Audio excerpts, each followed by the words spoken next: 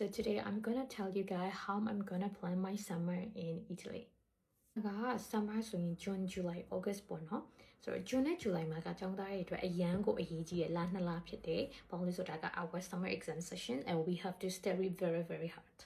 And summer exam session အတွက်ဘယ်လိုပြင်ဆင်နေဘယ်လိုစာလုပ်တယ်ပြီးရင်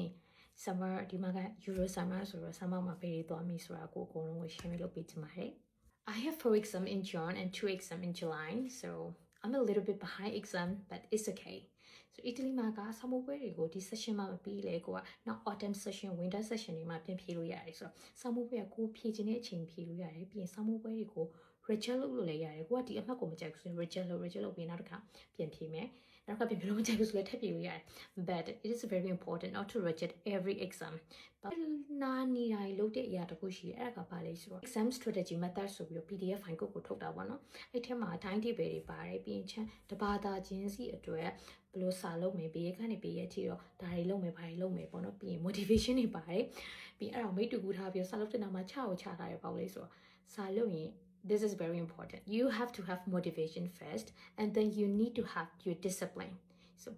to be a disciplined student, you have to have motivation first, and then you need to have your discipline. ပြီးတော့အချမ်းလေမနေ့ခင်အစောရနေည10နာရီနောက်ပိုင်းဆိုပြီးတော့မှစာမလုပ်ဘူးစာလုပ်လို့မရတော့ဘူးเนาะသူများမနေ့ခင်ဆို6နာရီလောက်ကနေစာပြီးစာရေးချက်တယ်စာရေးလုပ်တယ်ချမ်းလုံးဝမရအောင်မနေ့ခင်မိုးလင်းလာအိတ်ချင်မိုးတူးနေမျက်လုံးကလည်းမကြည့်ဘူးကျွန်တော်ပထမဆုံးကိုစားတယ်တောက်တယ်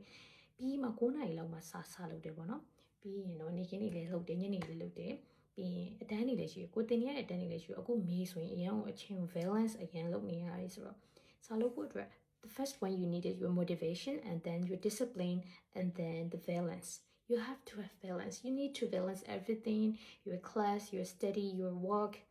and any other thing social interactions or any other things so August မှာဘာလုပ်မှာလဲ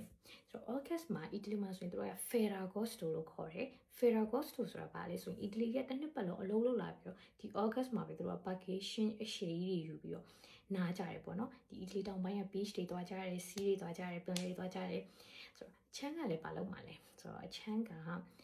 လည်း Italy မှာအရင်သွားကျင်နေခဲ့တဲ့နေရာတစ်ခုရှိတယ် Italy ရောက်တာ3နှစ်ကျော်ပြီခုဒီအဲ့နေရာကိုမရောက်ဖူးသေးဘူးဆိုတော့ဒီနေ့မှာသွားမယ်ဆိုပြီးချန် plan ပြီးသွားပြီးချင်း ticket တွေလည်းဝယ်ပြီးဆိုတော့သွားမယ်ပြီး relax လုပ်မယ်ပြီးရင်တော့စပြန်လုပ်မယ်ပေါ့နော်